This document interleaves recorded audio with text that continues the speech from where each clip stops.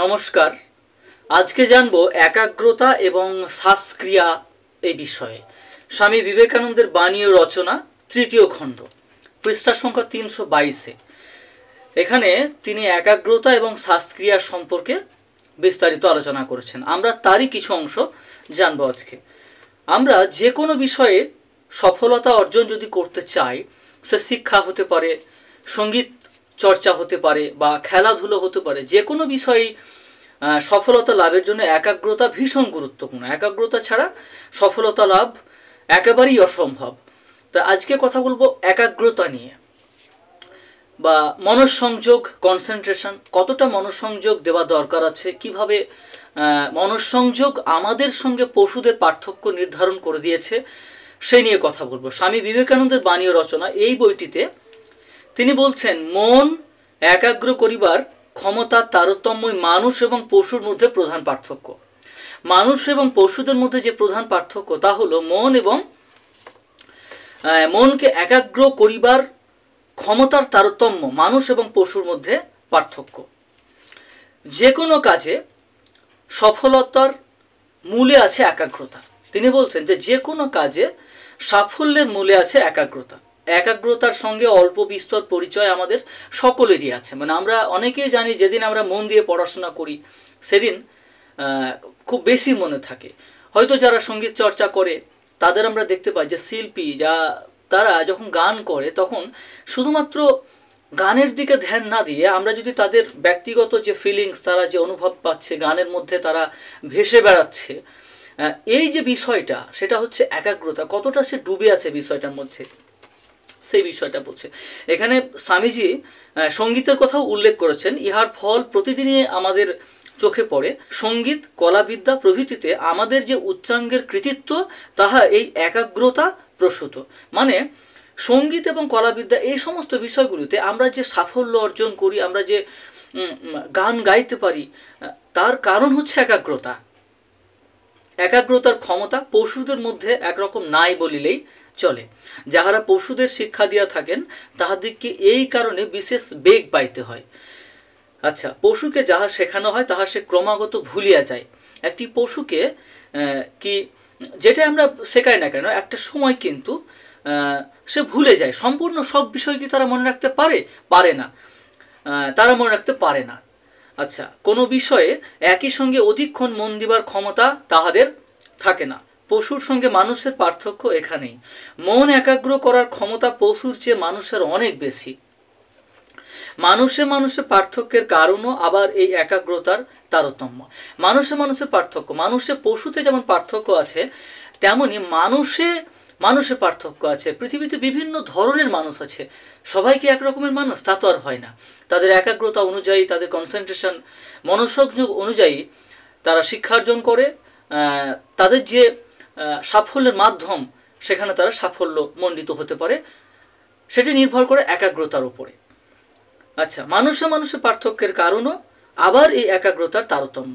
সর্বনিম্ন স্তরের মানুষের সঙ্গে সর্বোচ্চ স্তরের মানুষের তুলনা করিয়া দেখিবে একাগ্রতার মাত্রার বিভিন্নতাই এই পার্থক্য সৃষ্টি করিয়াছে। পার্থক্য শুধু এখানেই যে তাদের মধ্যে একাগ্রতার পার্থক্যের কারণেই মানুষের যে সাফল্য, কোনো বিষয়ে, কোনো ফিল্ডে তার যে সাফল্য, তার পার্থক্য নির্ধারণ হয় একাগ্রতার কারণে। কেউ বেশি সফল, কেউ কম সফল হয় মানুষের মধ্যেও। সকলেরই মন সময় সময় একাগ্র হইয়া যায়। যাহা আমাদের প্রিয় তাহারই উপর আমরা সকলে মনোনিবেশ করি। আবার যে বিষয়ে মনোনিবেশ করি তাহাই প্রিয় হইয়া ওঠে। বুঝেছেন? তাহলে বলছেন যাহা আমাদের প্রিয়, হয়তো আমাদের গান করতে ভালো লাগে কারো, তাহলে গানের প্রতি যখন গান করব আমরা, তখন কিন্তু গানের প্রতি একাগ্রতা খুব সহজে আসবে। গান যখন শুনবো তখন কিন্তু একাগ্রতা খুব সহজে আসবে। হয়তো স্পোর্টসে বা খেলাধুলায় কারো একাগ্রতা আছে, মানে তার খেলাধুলার প্রতি নেশা বেশি, সে কিন্তু খেলাধুলোতে একাগ্রতা নিয়ে আসতে বেশি সক্ষম হবে। সেটাই বলছেন যে বিষয় আমরা ভালোবাসি বা যেটা আমাদের প্রিয়, সেটাতে আমরা একাগ্র করতে পারি। আবার তার সঙ্গে সঙ্গেই বলছেন যে আবার যে বিষয়ে মনোনিবেশ করি, প্র্যাকটিস করি মনোনিবেশ করা, সেটা আবার প্রিয় হয়ে ওঠে। তার যে গভীর তত্ত্ব আমরা ধীরে ধীরে অনুভব করতে পারি। তারপরে তিনি খুব একটি গুরুত্বপূর্ণ, একটি ইন্টারেস্টিং কথা বলছেন যে এমন মা কি কেউ আছেন যে নিজের ছেলের অতি সাধারণ মুখখানিও যিনি ভালোবাসেন না, নিজের ছেলের অতি সাধারণ মুখখানিও ভালোবাসেন এমন মা আছেন? মায়ের কাছে সেই মুখখানি জগতের সবচেয়ে সুন্দরতম মুখ, তার সন্তানের মুখ। বেশ, খুব সুন্দর কথা। মন যেখানে নিবিষ্ট করিয়াছেন বলিয়াই মুখখানি তাহার প্রিয় হইয়াছে।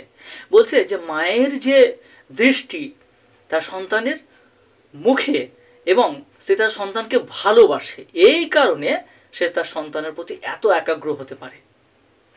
বেশ, সকলেই যদি ঠিক সেই মুখখানির উপর মন বসাইতে পারিত, তাহা হইলে তাহার উপর সকলেরই ভালোবাসা জন্মিত। সকলেই ভাবিত এমন সুন্দর মুখ আর হয় না।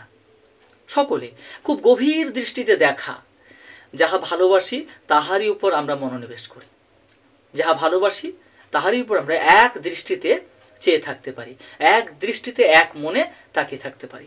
সুললিত সঙ্গীত শ্রবণকালে আমাদের মন সেই সঙ্গীতে আবদ্ধ হইয়া থাকে, তাহা হইতে আমরা মন সরাইয়া লইতে পারি না। হ্যাঁ, একটি অসাধারণ সঙ্গীত, সেই সঙ্গীত থেকে আমরা সহজে মন সরাতে পারি না, খুব সহজে একাগ্র মন হয়। উচ্চাঙ্গের সঙ্গীত বলিয়া যাহা পরিচিত, তাহাতে যাহাতে মন একাগ্র হয়, সাধারণ পর্যায়ের সঙ্গীত তাহাদের ভালো লাগে না। আচ্ছা, ইহার বিপরীতটিও সত্য। দ্রুতলয়ের সঙ্গীত শ্রবণ মাত্র মন তাহাতে আকৃষ্ট হয়। ছেলেরা হালকা সঙ্গীত পছন্দ করে, কারণ তাহাতে লয়ের দ্রুততা মনকে বিষয়ান্তরে চলিয়া যাইবার কোনো অবকাশে দেয় না। উচ্চাঙ্গের সঙ্গীত জটিলতর, এবং তাহা অনুধাবন করিতে হইলে অধিক মানসিক একাগ্রতার প্রয়োজন। উচ্চাঙ্গের সঙ্গীত অনুধাবন করতে গেলে অধিক মানসিক একাগ্রতা দরকার। সেজন্যই সাধারণ সঙ্গীত যারা ভালোবাসে, উচ্চাঙ্গের সঙ্গীত তাহাদের ভালো লাগে না। খুব সুন্দর, সহজ এবং কতগুলি অসাধারণ উদাহরণ দিয়ে স্বামীজি এখানে বোঝানোর চেষ্টা করলেন যে একাগ্রতা কতটা গুরুত্বপূর্ণ একজন মানুষের জীবনে সফলতা লাভের জন্য, বা সেই উচ্চ জায়গাতে পৌঁছানোর জন্য। সে যে ফিল্ডে সে আছে, সে সঙ্গীত হতে পারে, সে বিদ্যা, তার এডুকেশন হতে পারে, সে স্পোর্টসে হতে পারে, যে কোনো জায়গায় সে কত সুন্দরভাবে বিষয়গুলিকে আমাদের বোঝালেন। তাই আমরা যে কোনো ফিল্ডেই সফলতা অর্জন করতে চাই না কেন, আমাদের কিন্তু মনঃসংযোগ করা, একাগ্রতা করা ভীষণ দরকার। তার সঙ্গে তিনি শ্বাসক্রিয়ার কথা বলেছেন। শ্বাসক্রিয়ার মধ্যে চলে আসবে যে বিভিন্ন ধরনের যোগ ব্যায়ামগুলো, শ্বাস কন্ট্রোল, অনুলোম বিলোম, এই সমস্ত বিষয়গুলো রয়েছে, যাতে আমাদের কিন্তু মন খুব একাগ্র হয়। তো আজকের বিষয় ছিল এই পর্যন্ত, স্বামীজির এই বই থেকে অসাধারণ বিষয়, একাগ্রতা বিষয়ে আলোচনা। তো আমাদের সকলেরই একাগ্রতা প্র্যাকটিস করা দরকার আছে। আমরা যে যাই করি না কেন, জীবনের সফলতা অর্জনের জন্য একাগ্রতা ভীষণ দরকার। তো আজকের বিষয় এই পর্যন্ত। দেখা হচ্ছে পরবর্তী ভিডিওতে পরবর্তী কোনো বিষয় নিয়ে। ধন্যবাদ, ভালো থাকবেন।